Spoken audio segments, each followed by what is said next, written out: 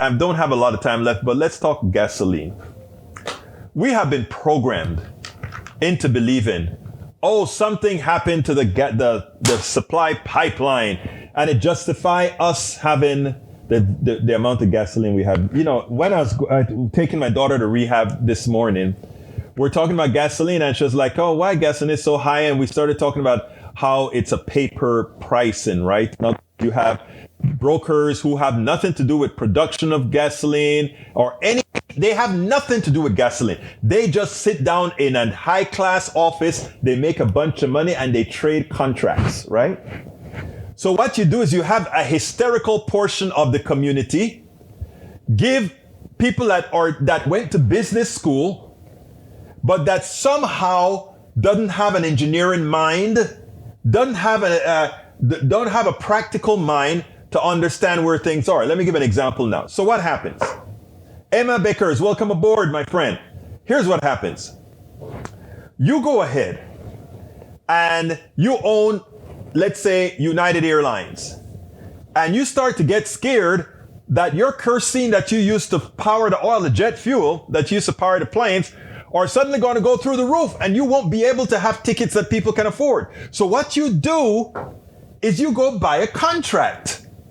And that contract says, oh, I think there's going to be a scarcity of petroleum. There ain't going to be no scarcity. We don't have a scarcity. But they are of the figment of their imagination after these charlatanes, the business class that owns these companies, give the impression that there's a possibility of a shortage. We're going to talk about why there ain't no shortage in a minute. But here's what these people then do. United Airlines would go ahead and say, okay, my God, I think the barrel of petroleum is going to go to $150 a barrel. I'm going to make a deal. I'm going to buy a contract, right? I am going to get a contract that locks in $100 a barrel for oil, no matter what happens. Oh, there it goes, John Carter. You know what? I forgot John Carter was on. But that's what they do. And he just he just named it correctly. Fuel hedging. But they do not need to fuel hedge because there isn't a supply problem, even if all of Russia is offline. We are flooded in supplies of oil, but in the transmission of oil, in putting out the oil, we have a plutocratic class that have decided to hold us hostage. Between now and when Russia comes online, there will be no more pipeline build that expand. None of these hardware things for moving oil, tankers, all of that is going to, within the time period of this war, let's say it lasts a year, there's not going to be a whole lot of new stuff built. But if somehow that war stops, the price of oil will crater because of what people believe. What am I trying to say here? I don't have the whole thread. People talk about speculation. Yeah, but it's not honest speculation that we have in this market, in the oil market and in most of our capitalist markets. It's not honest speculation. It's corrosive, fraudulent speculation that fools people into buying at a high price, locking it in. And that's why we get these crash and burn cycles that Richard, economist that agrees with me all the time, Richard Wolff speaks about. If we were to get, Egberto, I'm hoping the viewpoint that there is the oil crunch will cause the proliferation of renewable. I know that, Rudnin, but we shouldn't have to lie about an oil crunch for people to say, I don't want to fry our atmosphere. When education of the younger generation can actually show people, my God, if we keep burning this crap, we're all going to die. And it's not that we're all going to die. We're all going to live a horrendous life of hurricanes, of heat and cold and all these other issues. But we're back onto the price of gasoline. So we have the United Airlines and all these guys buying contracts because they're running scared for no reason. Then we have the political system. Do you really think that we don't have a problem buying oil from Russia a fascist, communist state. Well, now it's not communist anymore, but it's a fascist. It's worse than communist, actually, because it's a one-man dictator. At least communist is a semblance of people having a voice. Socialist, democratic socialism is where everybody has a voice. But do you think, I want you to answer these questions. Why is it okay that we have no problem buying oil from Saudi Arabia, a fascist state, a state where women don't have rights, but are flooded in oil? We buy from Russia. When I say we, I'm talking about the Western world. You buy from Russia. These people have the same issues as far as human rights, etc. Now, Venezuela is swimming on top of oil. Venezuela has more oil than all of us. I think, I may be exaggerating about it, but I think it has more oil than the United States as well. Look it up. Hey, Michael Rodman, look up if Venezuela has more oil than the current reserves in America. I think it does. But whatever the case is, Venezuela is one of the countries with the most oil, bar none. Okay? But we are shut down from Venezuela, not because Venezuela doesn't like its people. Think about this. Not because Venezuela doesn't like its people. Because if that were the case, we wouldn't be buying oil from Saudi Arabia. We wouldn't be buying oil from Russia. We wouldn't be buying oil from all these countries where they treat their people badly, where people don't have democracy, or etc. It is a con job. It is a con job to keep oil off the market. I mean, look, those of us who are progressives kind of like the coercion, right? Because you keep the price of oil high, suddenly it makes sense. Okay, the proven reserves in Venezuela are recognized as the largest in the world, totaling 300 billion. I thought I read that, but I wanted to be sure. You come here to get information. Bruce says, we didn't buy raw materials on the spot market unless they were cheaper. Otherwise, we made long-term contracts hot and panic, but as a pattern of a business process, a failed business process. Okay, so there we go now with the oil, okay? We have all these places with billions of barrels of oil. So why don't we tap them? We don't tap them for this reason. And you're not going to read this, right? I am from this part of the world and I understand the concepts, right? In Central America and all these places, we have the strong men. And the strong men are usually financed then by the big shots in the country. So in Panama, we have a class of people known as the rabiblancos. That's the Tagaropulos and a lot of the other big shots in Panama. And they run all the real big industries in the country under the auspices of having good relations with the United States of America. And when these tin pot dictators like Manuel Noriega misbehave bad enough, they find a way for the United States to come in and invade and claim that these countries are anti-democratic, and then they take their natural resources. And people say, like, Berto, I didn't read that. That's not true. I know you are not going to read that. You can't read that because that's not how it is written.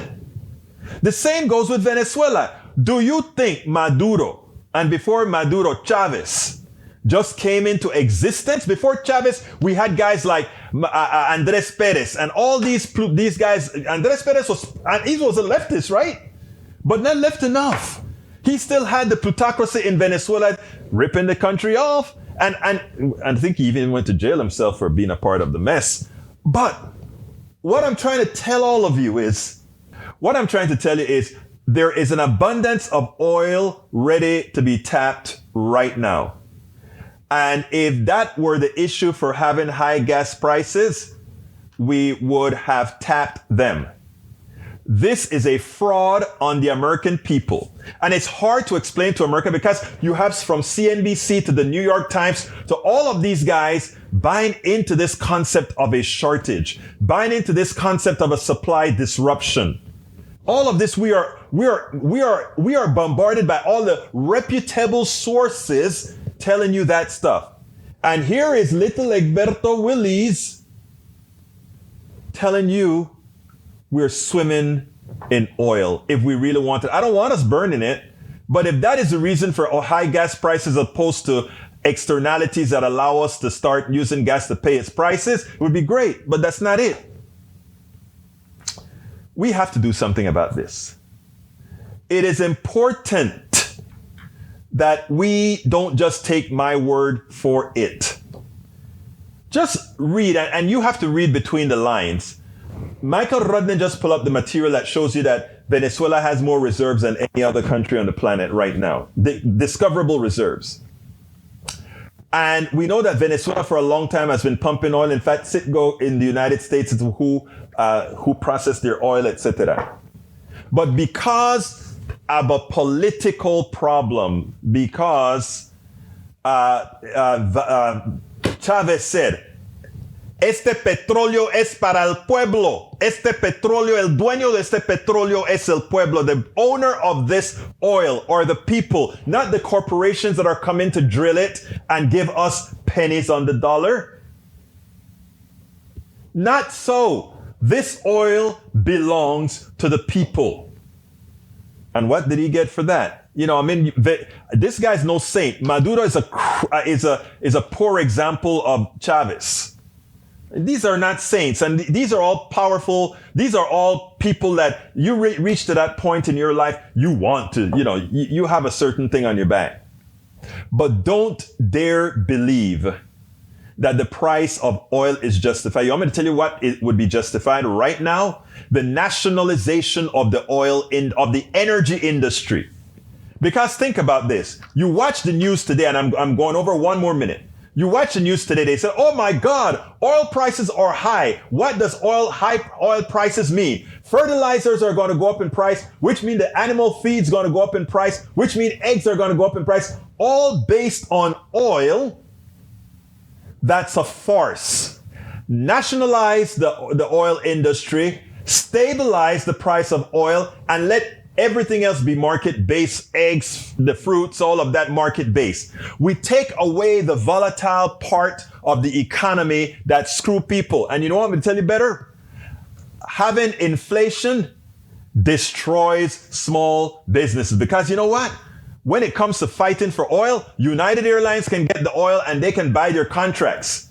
But that little truck company, he can't buy contracts. He's going to pay whatever the stock market says he's going to pay.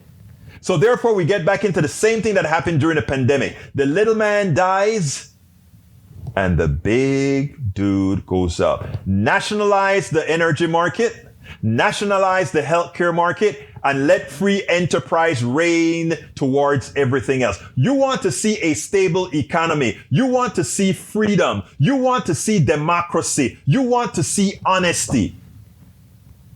For those parts of our economy that's been screwing and keeping people hostage, let we the people control it.